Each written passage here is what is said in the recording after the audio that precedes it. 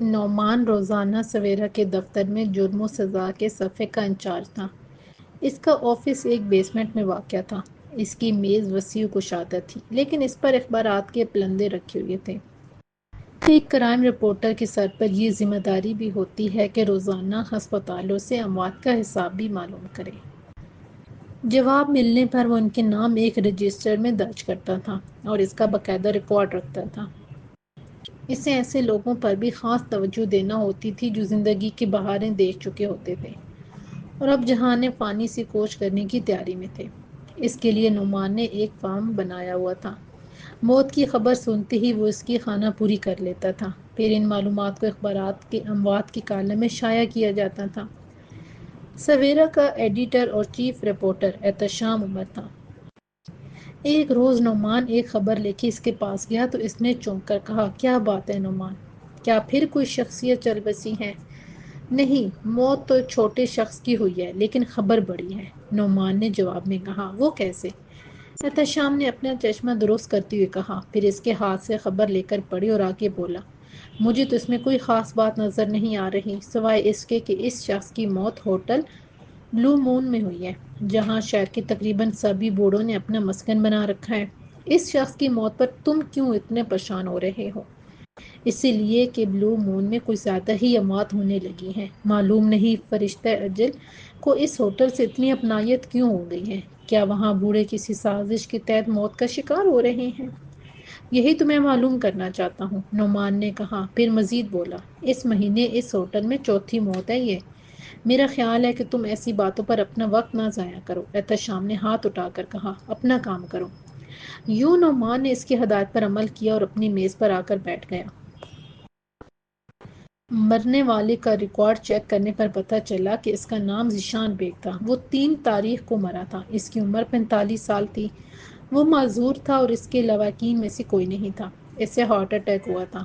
Hotel مون کے manager نے طبی امداد کے لیے نزدیکی ہسپتال میں فون کر کے ایمبولینس بھیجنے کی گزارش کی، لیکن اس سے پہلے ہی ذیشان بیگ انجہانی ہو گیا۔ یہ کوئی ایسی بات نہیں تھی کہ سویرا کا ایڈیٹر چونک جاتا، مگر نہ جانے کیوں نعمان کے ذہن میں خیال پیدا ہوا چلا تھا کہ وہ اس کی تحقیق و تفتیش کرنے بیٹھ گیا۔ 7 تاریخ کو کاشف خان کی موت ہوئی۔ اسے بھی ہارٹ اٹیک ہوا تھا۔ اس کے وارثوں میں بھی ایک لڑکی تھی جو غالباً کینیڈا میں رہتی تھی۔ اسے اطلاع دی گئی تھی لیکن وہ وقت پر نہ پہنچ سکی۔ 11 تاریخ کو بشیر شاہ دل کا دورہ پڑنے سے انتقال کر گیا۔ اس کے رشتہ داروں میں بھی کوئی نہیں تھا۔ اس کے 5 روز بعد ہی 16 تاریخ کو سلیم ہمدانی کا انتقال ہو گیا۔ اس کا بھی کوئی وارث نہیں تھا۔ اس کی عمر 62 سال تھی۔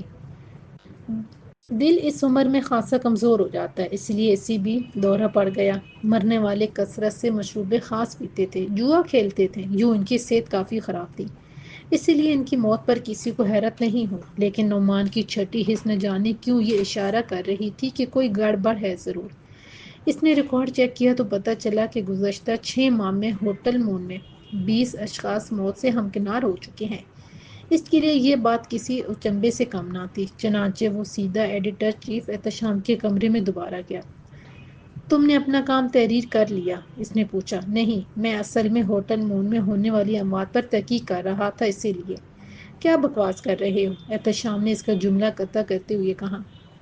وہ سب بوڑھے تھے، ان کی عمریں ایسی تھیں کہ وہ ادھر ادھر نکلنے کی بجائے سیدھا اوپر چلے جاتے، سو چلے گئے۔ اب تم کون سی گڑے مردے اکھاڑنے میں اپنا فضول اور میرا قیمتی وقت برباد کرنے پر تلے ہوئے ہو؟ اور وہ اس مہینے نہیں مرتے تو اگلے مہینے مر جاتے۔ ہمیں تو ان کی اموات کی خبریں چھاپنا ہے۔ ہم اس پریشانی میں کیوں مبتلا ہوں کہ ان کی تعداد کتنی تھی؟ سر، میں نے جو تحقیق کی ہے اس سے ایک دلچسپ فیچر بن سکتا ہے، نعمان نے اصرار کیا، اس لیے کہ گزشتہ 6 مہینوں میں وہاں 20 اموات ہوئی ہیں۔ اس پر فیچر نہیں تیار کیا جا سکتا۔ تم جا کر اپنا کام کرو۔ بوڑھے لوگ مرنے کے لیے ہی ہوتے ہیں، اس میں ایسی کوئی تشویش کی بات ہے؟ وہ سب مفلس اور کم مایہ تھے اور ان کا کوئی وارث بھی نہیں تھا، ان کی شخصیت پر کیا فیچر بنائے؟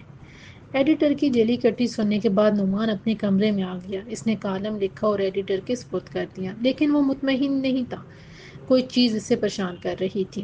شام کو جب اس کی ڈیوٹی ختم ہوئی تو اس نے گاڑی نکالی اور ہوٹل مون کی طرف چل پڑا۔ ہوٹل مون ایک 3 منزلہ عمارت تھی جس کا بس نام ہی مون تھا۔ ورنہ اس میں مون والی کوئی بات نظر نہیں آتی تھی۔ عمارت کی وضع قطع قدیم تھی اور اس کی تعمیر سرخ اینٹوں سے کی گئی تھی۔ اندازہ ہوتا تھا کہ عمارت کے عرصے سے دیکھ بھال نہیں ہوئی ہے۔ اس نے اپنی کار مرکزی دروازے کے سامنے کھڑے کی اور چاروں طرف نظر دوڑائی۔ دروازے کے قریب گندگی کے ڈھیر تھے جن سے سخت تعفن اٹھ رہا تھا۔ دو بوڑھے مردہ چال چلتے ہوئے فٹ پاتھ کی طرف بڑھ رہے تھے۔ ان کی شیو بڑے ہوئے اور کپڑے سلوٹ زیادہ تھے۔ مرکزی گیٹ کے قریب چند اور گاڑیاں بھی کھڑی تھیں جن میں ایک سیاہ رنگ کی ٹویوٹا کرولا بھی کار تھی۔ نعمان مرکزی دروازے سے اندر چلا گیا۔ راہداری سے ناگوار بدبو آ رہی تھی۔ دائیں جانب ایک کاؤنٹر بنا ہوا تھا، وہ اس کی طرف چلا گیا۔ کاؤنٹر کے پیچھے ایک فربا شخص بیٹھا ہوا تھا جس نے ملگجے سے کپڑے پہن رکھے تھے اور وہ اونگتے ہوئے ہلکی آواز میں خراٹے بھی لے رہا تھا۔ نعمان نے کاؤنٹر کے قریب پہنچ کر اسے انگلیوں سے بجایا تو اس کی آنکھیں کھل دیں اور اس کی جانب چونک کر دیکھنے لگا۔ اس سے نعمان کو حلیہ وہاں رہنے والوں کی بنسبت بہتر دکھائی دیا تھا۔ اس نے بھویں سکیڑ کر پوچھا، اگر تم کوئی خالی کمرہ لینے آئے ہو تو میں معافی چاہتا ہوں، یہاں کوئی خالی کمرہ نہیں ہے۔ ہوٹل کے مینیجر کو بلاؤ، میں اس سے بات کروں گا۔ اس ہوٹل کا مینیجر میں ہی ہوں اور میرا نام شاکر ہے۔ میں روزنامہ سویرا کا نمائندہ ہوں۔ تمہارے ہوٹل میں ذیشان بیگ نامی ایک بوڑھی کی موت ہو گئی تھی۔ میں اس کے بارے میں معلومات حاصل کرنے آیا ہوں۔ تم اس کے بارے میں کیا معلوم کرنا چاہتے ہو؟ اس نے تشکیک بھری نظروں سے اسے دیکھتے ہوئے پوچھا۔ ذیشان کی موت کی اطلاع سب سے پہلے تم نے ہی دی تھی۔ میں یہ پوچھنا چاہتا ہوں کہ وہ بیمار تھا یا اس کی موت اچانک ہو گئی؟ وہ بیمار تھا، اسے تقریباً 1 درجن بیماریاں تھیں۔ وہ کسی عمر رسیدہ افراد کے کیئرنگ والے ادارے کی جانب سے وظیفے پر گزارا کرتا تھا، اسی لیے وہ مر گیا تو اچھا ہی ہوا۔ نعمان نے طنزی انداز میں اس کا جملہ قطع کرتے ہوئے کہا، اس لیے کہ اب زندگی اس کے لیے کربناک نہیں ہوگی۔ وہ ساری تکلیفوں سے نجات پا گیا۔ معلوم نہیں نجات پا گیا یا نہیں، اس کی تکلیفوں میں اضافہ ہوا یا کمی، یہ کون بتا سکتا ہے۔ ہاں، یہ کہا جا سکتا ہے کہ وہ اس دنیا سے گزر ضرور گیا ہے، کاؤنٹر مین بولا۔ اس ہوٹل میں رہنے والے دنیا سے کچھ زیادہ ہی گزر رہے ہیں۔ کیا موت کے فرشتے سے تمہاری دوستی کچھ زیادہ گہری ہو گئی ہے؟ نعمان نے پھر طنزیہ کہا، میں نے ریکارڈ چیک کیا ہے، اس سے پتہ چلا ہے کہ اس مہینے ہوٹل میں درجن بھر اموات ہوئی ہیں۔ مجھے ان بوڑھوں سے شکایت ہے کہ مرنے سے پہلے وہ یہاں کیوں آ گئے؟ شاکر نے ناگواری کی سے کہا، وہ لاوارث اور کمزور تھے، ان کی موت لکھی ہوئی تھی۔ یہ بھی تو ہو سکتا ہے کہ وہ یہاں آنے کے بعد مرے ہوں، ان کا پہلے سے کوئی ارادہ نہ ہو۔ تم چاہتے کیا ہو آخر مسٹر صافی؟ اس کی ناگواری بڑھ گئی۔ مرنے والے ہارٹ اٹیک میں مبتلا ہوئے ہیں۔ میرے خیال میں یہ کوئی غیر معمولی بات نہیں ہے، نعمان نے پوچھا۔ سبھی کو دل کا دورہ پڑ گیا، کیا یہ حیرت کی بات نہیں؟ اس میں حیرت کی کیا بات ہے؟ اس نے ناک سکیڑ کر کہا، وہ بوڑھے تھے، ناتواں تھے، دل کے عارضہ میں مبتلا ہوئے اور مر گئے۔ اس میں تشویش کی کوئی بات نہیں۔ تم اتنے پریشان کیوں ہو؟ کیا ذیشان بیگ تمہارا رشتہ دار تھا؟ ایسی کوئی بات نہیں ہے۔ میں ان لوگوں پر ایک فیچر لکھنا چاہتا ہوں۔ بوڑھے اور لاوارث لوگوں سے کسی کو دلچسپی کیوں نہیں ہوتی؟ کیا وہ خود کبھی بوڑھے نہیں ہوں گے جو ان ضعیف العمر لوگوں کے ساتھ ایسا سلوک کرتے ہیں؟ نعمان نے چالاکی سے بات آگے بڑھائی اور یہ ظاہر اپنا مطمئن نظر جاری رکھا، یہی میرا مقصد ہے اور کچھ نہیں۔ مجھے تعاون کی ضرورت ہے۔ تم خواہ اپنے صفات اور وقت ضائع کرو گے، حالانکہ ان کے ساتھ جو کچھ بھی ہو رہا ہے وہ قانون فطرت کے مطابق ہے۔ مینیجر فلسفانہ لہجے میں بولا، کیونکہ وہ سب بڈھے گد تھے۔ سمجھتے ہو نا بڈھے گد کون ہوتے ہیں؟ وہی جو اپنی زندگی کے آخری ایام بھی اللہ کو یاد کرنے کی بجائے برائیوں میں گزار دیتے ہیں۔ یہ سب کے سب شرابی اور بد کردار تھے۔ انہوں نے جوانی میں اعتدال سے زندگی بسر نہیں کی، لہٰذا آخری عمر میں اس کا خمیازہ بھگت لیا۔ مینیجر سے اسے کوئی معلومات حاصل نہیں ہوئی، اس لیے وہ وہاں سے چل آیا۔ واپسی پر اس نے لابی میں چند بوڑھوں کو مست الست حال میں اور ایک دوسرے سے گپے مارتے دیکھا۔ ان کے لباس میلے کچیلے تھے اور شیو اتنا بڑا ہوا تھا کہ داڑھیوں کا گمان ہوتا تھا۔ وہ کہکے تو لگا رہے تھے لیکن ان میں خوشی کی بجائے بے بسی تھی۔ وہ شاید اپنوں کی بے اعتنائیوں کا انتقام خود سے لے رہے تھے۔ نعمان وہاں سے چل آیا، لیکن نہ جانے کیوں کوئی بات اس سے رہ رہ کر کھٹک ضرور رہی تھی۔ کوئی ایسی بات تھی ضرور جو اسے الجھن میں مبتلا کر رہی تھی۔ اسے کوئی غیر معمولی بات محسوس ہوتی، مگر وہ اس کا تجزیہ نہیں کر پا رہا تھا۔ یوں وہ چیز سامنے ہونے کے باوجود آنکھ سے اوجھل تھی۔ 3 روز بعد اس کی الجھن دور ہو گئی۔ انہی کے روزنامے کا ایک فوٹوگرافر شہر بھر میں گھوم پھر کر کچھ تصویر بنا لایا تھا۔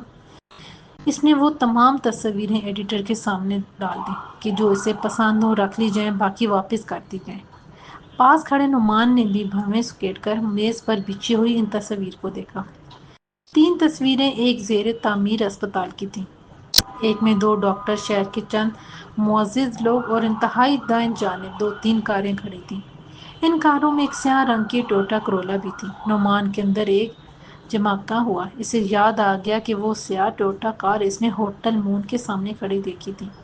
اس کار پر ڈاکٹر کی تختی لگی ہوئی تھی۔ کوئی ڈاکٹر اس گھٹیا سے ہوٹل میں رہتا ہو، یہ وہ ماننے کے لیے تیار نہیں تھا۔ وہاں کوئی ایسا مریض ہونا بھی ناممکن تھا جو ڈاکٹر سے علاج کرواتا ہو، اس لیے کہ ٹویوٹا پر کوئی بڑا ڈاکٹر ہی آتا ہوگا۔ لاوارث بوڑھے ایسے ڈاکٹروں کا خرچہ کیوں برداشت کر سکتے ہیں؟ اس ہوٹل کے نزدیک بھی تیسرے درجے کے لوگ رہتے تھے، چنانچہ وہ اسی قیمتی کار استعمال نہیں کر سکتے تھے۔ یہ تصویریں تم نے کتنی روز پہلے اتاری تھیں؟ بالآخر نعمان نے فوٹوگرافر سے سوال کیا۔ یہ میں نے کل سپہر کے وقت اتاری تھیں۔ کیا ان میں کوئی حیرت ناک بات ہے؟ یہ تمہیں اپنے کوئی گرل فرینڈ یا کوئی رقیب نظر آ گیا؟ رپورٹر ذرا مخولیا تھا، مگر نعمان نے اس کا مذاق نظر انداز کرتے ہوئے کھونڈی ہوئی سنجیدگی سے کہا، میں اس سیاہ رنگ کی ٹویوٹا کرولا کو دیکھ کر پریشان ہوں۔ میں نے اسے ہوٹل مون کے سامنے کھڑا دیکھا تھا۔ تم وہاں کب گئے اور کیوں؟ فوٹوگرافر نے قدرے چونک کر اس کی طرف دیکھا۔ ہوٹل مون سے تمہیں کیا لینا دینا تھا؟ میں فیچر تیار کرنا چاہتا تھا، لہٰذا کہانی کی تلاش میں وہاں گیا تھا۔ تو پھر کیا کوئی کہانی ملی؟ اس بار احتشام نے نعمان کی طرف دیکھ کر ناگوارگی سے کہا، تم میں ایک اچھا ایڈیٹر بننے کی صلاحیت نہیں ہے، لہٰذا تم یہ فیصلہ ہی نہیں کر پاتے کہ کس موضوع پر فیچر لکھنا چاہیے اور کس پر نہیں۔ اس کی بات پر فوٹوگرافر منہ دبا کر پتیسی نکالنے لگا۔ نعمان نے البتہ فوراً جواب میں کہا، اوکے جناب، میں اب ہوٹل مون کا پیچھا چھوڑ رہا ہوں اور ساتھ ہی ایک اچھا ایڈیٹر بننے کی کوشش کرتا ہوں۔ اس نے بات پوری کی اور اپنے کمرے کی طرف چلا گیا۔ اپنے روزمرہ کے کام سے فارغ ہونے کے بعد نعمان نے اپنی کار نکالی اور ہوٹل مون کی طرف چل پڑا، لیکن یہ دیکھ کر اسے مایوسی ہوئی کہ وہاں سیاہ ٹویوٹا کار موجود نہیں تھی۔ اس نے اپنی کار پارک کی اور ہوٹل کے مرکزی دروازے کی طرف چل پڑا۔ وہ ابھی اس کے نزدیک پہنچا ہی تھا کہ اس نے وہاں سے ایک سیاہ ٹویوٹا نکلتے دیکھی۔ وہ دائیں جانب مڑ گئی۔ اس پر ڈاکٹر کا ٹیگ لگا ہوا تھا، لیکن ڈرائیونگ سیٹ پر کون تھا اس کا اندازہ نہیں ہو سکا۔ اس وقت سورج غروب ہو چکا تھا اور اسٹریٹ لائٹس روشن ہونا شروع ہو گئی تھیں۔ نعمان فوراً اپنی کار کی طرف پلٹا اور ٹویوٹا کا تعاقب شروع کر دیا۔ وہ کار ایک متمول رہائشی علاقے کے خوبصورت مکان میں داخل ہو گئی۔ وہاں سارے مکانات کے آگے لان تھے۔ نعمان نے آگے جا کر درختوں کے جھنڈ میں اپنی کار کھڑی کی اور واپس اس مکان کی طرف پلٹا۔ وہاں سناٹا چھایا ہوا تھا، کیونکہ وہ پوش علاقہ تھا اور وہاں ٹریفک نہ ہونے کے برابر تھا۔ مکان کا پھاٹک کھلا ہوا تھا اور اندر تک جانے والا راستہ سنسان پڑا تھا۔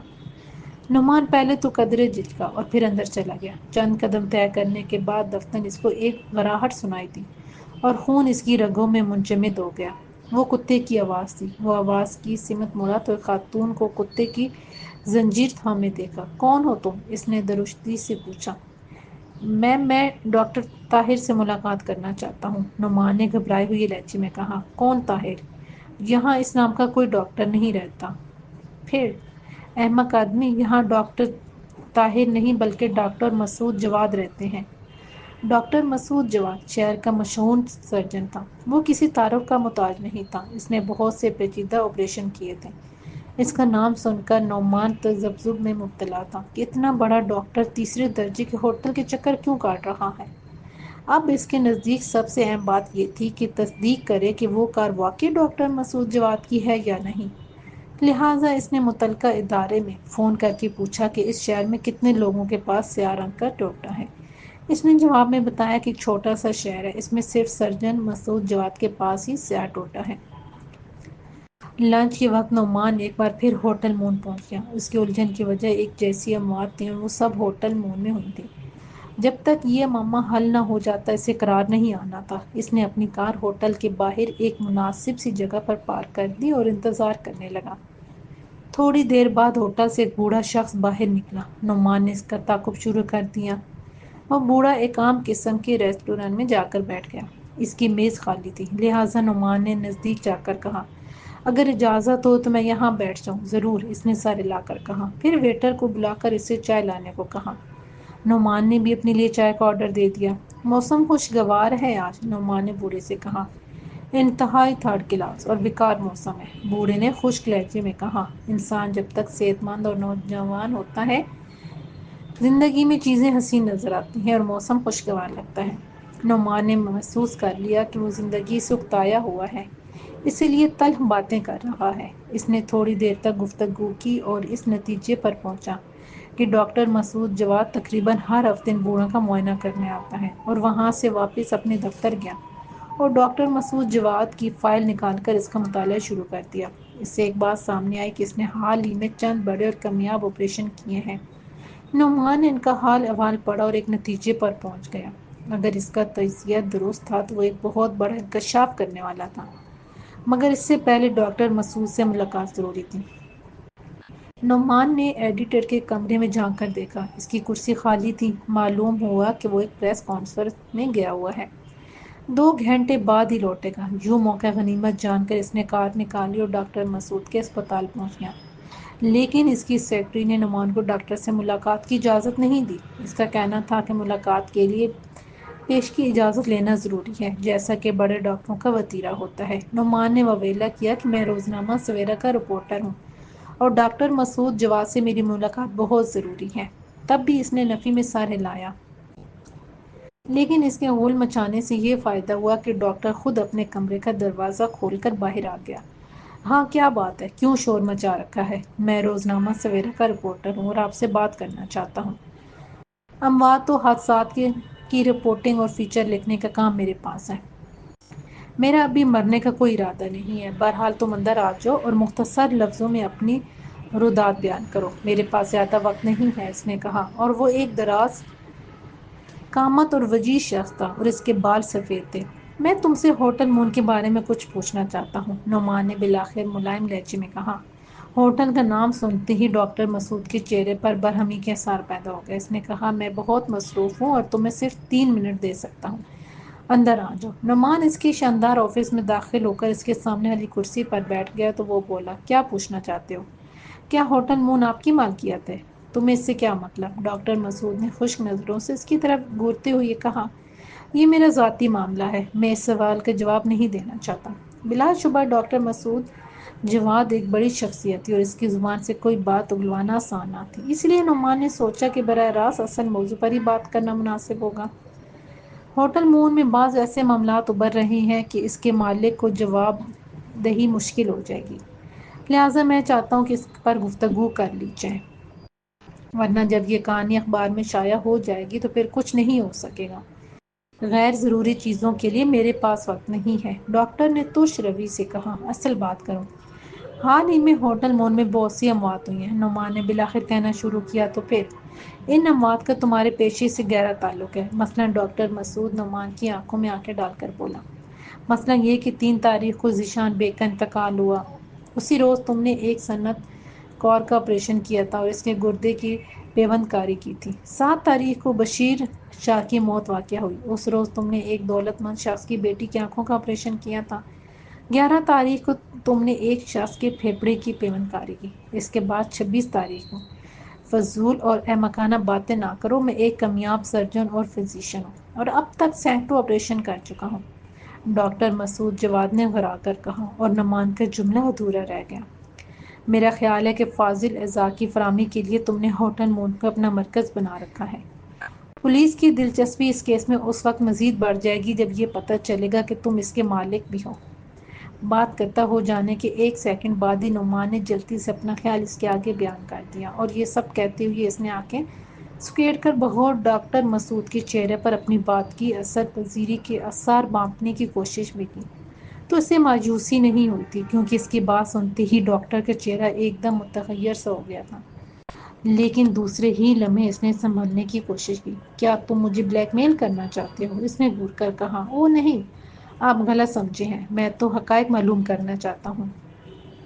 وہ تو بہت سادہ ہیں، لیکن میں انہیں مشہور نہیں کرنا چاہتا، میں سادگی پسند ہوں۔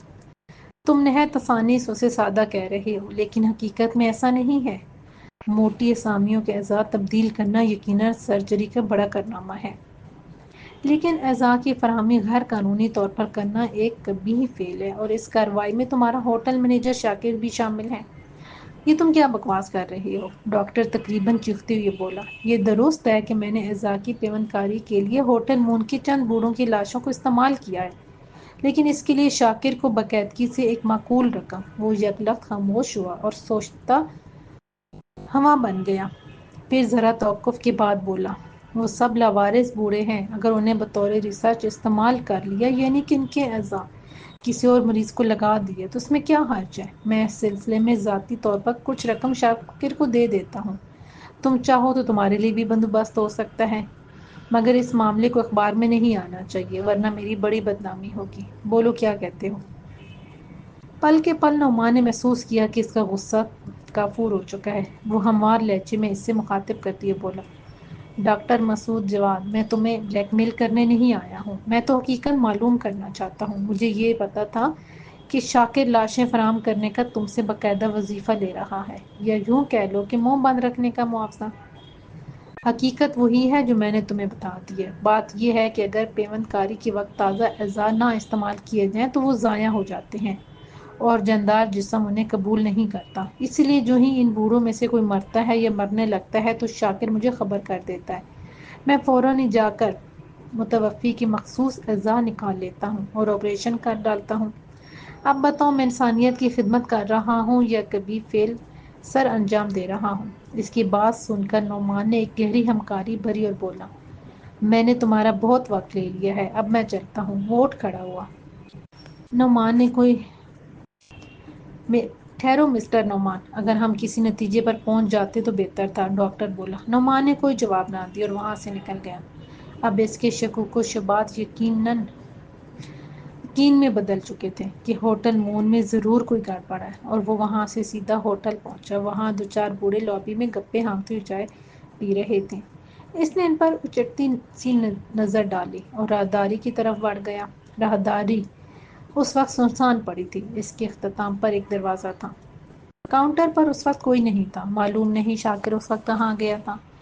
نعمان نے راہداری کا دروازہ کھولا اور دوسری طرف چلا گیا۔ وہاں کچن تھا، جبکہ دائیں جانب ایک خوابگاہ قسم کا کمرہ نظر آتا تھا۔ اس کمرے میں بھی کوئی نہیں آیا تو اس نے سوچا کہ شاید شاکر اوپر ہوگا۔ یہ سوچ کر وہ اوپر چلا گیا۔ اس نے لفٹ کی بجائے زینے کو ترجیح دی تھی، مگر دوسری منزل پر بھی کوئی نہیں تھا، اس لیے وہ تیسری منزل پر پہنچ گیا۔ وہاں ایک راہداری میں دائیں بائیں کمرے بنے ہوئے تھے۔ آخری کمرے کے دروازے میں سے شاکر کی صورت نظر آئی۔ نعمان کو دیکھ کر اس نے کمرے کا دروازہ عجلت میں بند کر دیا۔ نعمان نے بھی کچھ گڑبڑ ہانپتے ہی تیزی سے حرکت کی اور اس کے قریب پہنچ گیا۔ ہیلو شاکر میاں، مجھے تمہاری تلاش تھی۔ کیوں؟ اس نے سوالیہ انداز میں کچھ ناگواری سے اپنی بھویں سکیٹ کر کہا۔ اسی لیے کہ میں مردوں پر فیچر تیار کر رہا تھا، اس سلسلے میں مجھے تمہاری تلاش تھی۔ میرے پاس فضول سوالات کے لیے وقت نہیں ہے۔ وہ دونوں ہاتھ پھیلا کر تھاڑا، جیسے اسے آگے بڑھنے سے روکنا چاہتا ہو۔ یہاں سے نکل جاؤ، میں تمہیں ہوٹل کے متعلق کوئی فیچر لکھنے کی اجازت نہیں دے سکتا۔ اگر تم نے ایسا کیا تو میں تم پر مقدمہ کر دوں گا۔ تھوڑی دیر پہلے میں ڈاکٹر مسعود جواد سے ملاقات کر کے آ رہا ہوں۔ نعمان اس کی بات نظر انداز کرتے ہوئے بولا، جو تمہارا باس ہے؟ میں اس نام سے واقف نہیں ہوں۔ وہ دوبارہ دوڑا، یہاں سے بھاگ جاؤ، میں اس ہوٹل میں رہنے والے چند بوڑھوں سے بات کرنا چاہتا ہوں۔ میرا خیال ہے کہ اس پر تمہیں کوئی اعتراض نہیں ہوگا، اور ہاں، یہ بھی بتا دوں کہ اس کمرے میں کون ہے۔ یہاں کوئی نہیں رہتا۔ وہ پھر چیخا، بھاگو یہاں سے۔ تبھی نعمان کچھ بھانپ کے راہداری کے دوسرے حصے کی طرف بڑھا اور پھر اگلے ہی لمحے اسے جھکائی دے کر پلٹا اور کمرے کے دروازے کو دھکیل کر کھولتا ہوا اندر چلا گیا۔ وہاں اسے ایک بوڑھا بستر پر چت پڑا نظر آیا۔ اس کے ہاتھ بے ہنگم زاویوں پر مڑے ہوئے تھے۔ ایسا معلوم ہوتا تھا جیسے وہ بے ہوش ہو یا پھر اس جہان فانی سے کوچ کر گیا ہو۔ شاکر اس کے پیچھے تیزی سے لپک کر اندر آیا تھا۔ اس نے نعمان کا ہاتھ تھام کر زور سے جھٹکا دیا تو وہ باہر نکل گیا۔ ایسا معلوم ہوتا ہے کہ تم نے ڈاکٹر مسعود جواد کے لیے ایک اور لاش تیار کر لی ہے۔ آج کل تو تمہارا لاش کا کاروبار زوروں پر ہے۔ یہ سن کر شاکر اسرار بھرے انداز میں مسکرایا۔ اس کی مسکراہٹ عجیب انداز کی تھی۔ پھر وہ اس پراسرار انداز میں بولا، چلو اندر آ جاؤ، اب بات چھپانے سے کوئی فائدہ نہیں ہے۔ اس نے ایک ہاتھ پھیلا کر نعمان کو اندر آنے کا اشارہ کیا۔ نعمان کو تجسس تھا کہ معلوم نہیں وہ کچھ کہنا چاہتا ہے یا پھر اسے کچھ دکھانا چاہتا ہے۔ وہ اندر چلا گیا تو شاکر نے دروازہ بند کر کے کہا، میرے پاس اتنا مواد ہے کہ تم بآسانی ایک عمدہ فیچر لکھ سکتے ہو۔ نعمان نے خاموشی اختیار کیے رکھی تاکہ وہ اپنی بات مکمل کر سکے۔ اس ہوٹل میں جو نکارہ اور بد کردار قسم کی بوڑھے رہائش اختیار کیے ہوئے ہیں وہ اس معاشرے کے لیے ناسور ہیں اور بدنما داغ ہیں۔ یہ لوگ بہت ساری بیماریوں میں مبتلا ہیں اور ان کے قصوروار وہ خود ہیں۔ ان کی زندگی اب کسی مصرف کی نہیں رہی۔ ان کے اپنے بھی ان کے سے بیزار رہتے ہیں۔ حکومت پر بھی بوجھ ہیں یہ بڈھے، اور میرے لیے سب سے پریشان کن بات یہ ہے کہ ان میں سب بہت سے نے میرے ہوٹل کا کرایہ بھی کئی ماہ سے ادا نہیں کیا ہے، تو تم ان کی لاشیں فروخت کر کے اپنا کرایہ پورا کرتے ہو۔ نعمان اس کی طرف دیکھ کر زہریلے لہجے میں کہا، تمہارا اندازہ درست ہے، یہاں کے لوگ سادہ لوگ ہیں، وہ باریک چیزوں کی نہیں دیکھ پاتے، اور یہ بوڑھے لوارث ہیں، اس لیے جب بھی وہ مر جاتے ہیں تو کوئی ان کی فکر نہیں کرتا۔ اس نے سادہ لفظوں میں جیسے بھیانک حقیقت کا اظہار کیا۔ نعمان پھر مڑ کر بستر پر پڑی لاش کو گھورنے لگا۔ معلوم نہیں یہ بدنصیب کون تھا، البتہ تمہاری لاش کو ٹھکانے لگانے میں مجھے بہرحال دشواری پیش آئے گی۔ یک لخت شاکر کا لہجہ خوفناک ہو گیا۔ ایک لمحہ کے لیے تو نعمان جیسے نڈر آدمی کو بھی اس کے لہجے نے دہلا دیا۔ تبھی شاکر اپنے دونوں ہاتھ پھیلا کر جرحانہ انداز میں اس کی جانب بڑھا۔ نعمان آہستہ آہستہ پیچھے کھسکنے لگا۔ اس نے اپنے خوف پر حتی الوسع قابو پانے کی کوشش چاہی تھی۔ اس کے پاس کوئی ہتھیار بھی نہیں تھا۔ خیر ہتھیار تو شاکر کے پاس بھی نہ تھا، اس لیے نعمان کو کچھ تسلی تھی کہ وہ فوری طور پر اس کی گرفت میں نہیں آ سکتا۔ دو بدو مقابلے کی مہلت کافی ہوتی ہے۔ ممکن تھا کہ شاکر اس کا گلا دبانے کا ارادہ رکھتا ہو، جو بہرحال اتنا آسان کام نہ تھا۔ اچانک شاکر نے چست لگائی اور سیدھا اس پر آ رہا، مگر نعمان نے برق کی سی حرکت سے جھکائی دے کر خود کو اس کی گرفت سے بچانے کی کوشش کی تھی، لیکن اس کی گردن پھر بھی شاکر کے ہاتھوں کی گرفت میں آتے آتے بچی تھی۔ نعمان اندازے کی غلطی سے میز سے ٹکرا گیا تھا اور فرش پر آ رہا۔ اس کا سر چونکہ پتھریلے فرش سے ٹکرا گیا تھا، چنانچہ اسے چکر آنے لگے اور آنکھوں کے آگے تاریکی چھانے لگی تھی۔ ٹھیک اسی وقت شاکر نے پھر چست لگائی اور اس بار اس کی گردن دبوچ ہی لی۔